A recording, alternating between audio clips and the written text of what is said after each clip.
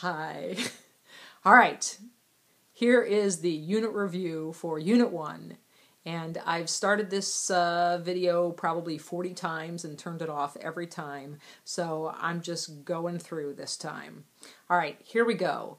The very first objective asks you to define some terms. That's what I'm going to do. All right, morality is the first definition that we learned in this class. Morality is an objective and rational code of conduct that prevents harm and promotes good in the world. So basically, the study of morality is the science of what one ought to do in order to promote good and prevent harm to the self and to others. Magisterium.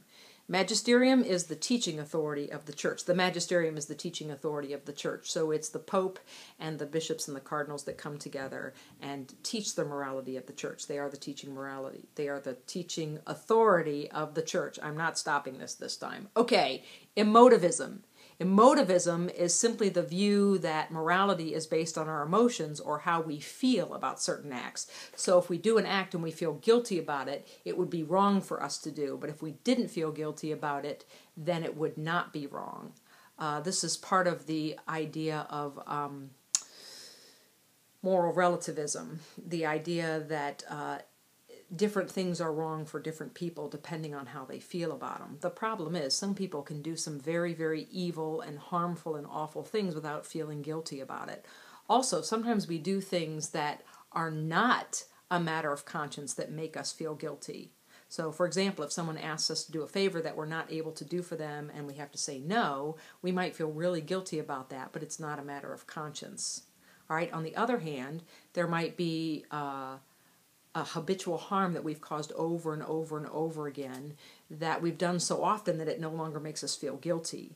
And just because we don't feel guilty does not mean that it's a matter of conscience. So that's the problem with emotivism. It's totally based on feelings. It would also mean that morality would be different for different people based on how they felt about a particular action. All right? Sin. Sin is basically knowingly and freely causing harm or bringing harm into the world.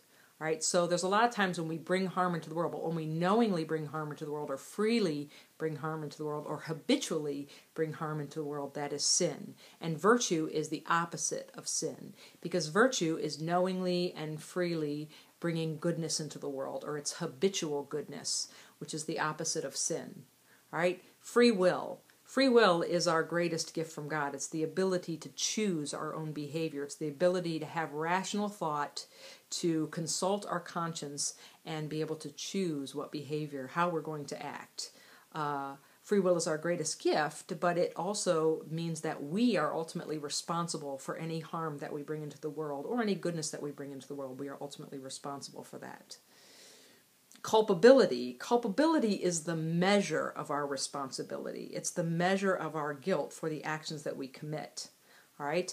Culpability is less objective than morality because culpability takes into account what were your motives, how much did you know about what you were doing,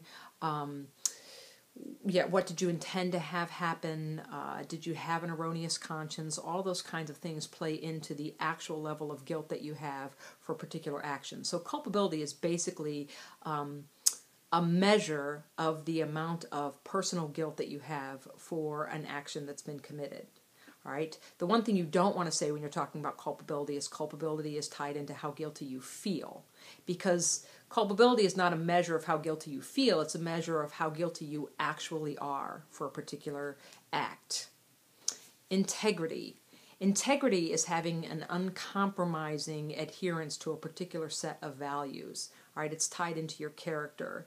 So a person who has integrity acts in the same way regardless of the situation that they are in or regardless of who's watching, regardless of whose presence they are in. So someone who has integrity and is honest would always act in honesty no matter what situation they were in, no matter who was watching. They would act with the same level of honesty in all situations, and that is the definition of integrity.